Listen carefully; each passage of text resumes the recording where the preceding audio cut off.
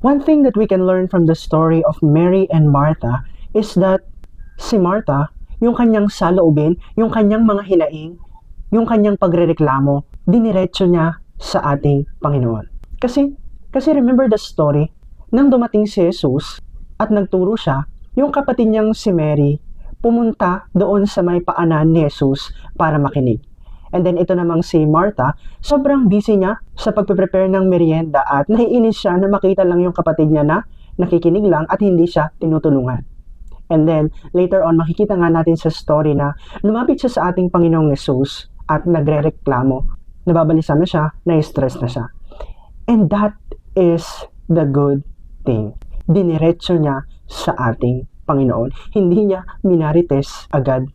Hindi niya sinaraan yung kanyang kapatid na, tingnan mo nga, si Mary, kung ano ginagawa, nakikinig lang, wala man lang pagtulong sa akin.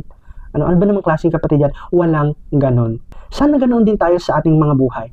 Nauna muna tayong lalapit sa ating Panginoon. Nauna muna tayong dadaing sa Kanya, magkukwento, ilalabas yung lahat ng ating saloobin at hinaing at hindi yung imamarites natin agad-agad sa ibang tao yung ating sitwasyon hanggang sa nasisiraan na pala natin sila kahit sa isip natin tayo ang tama.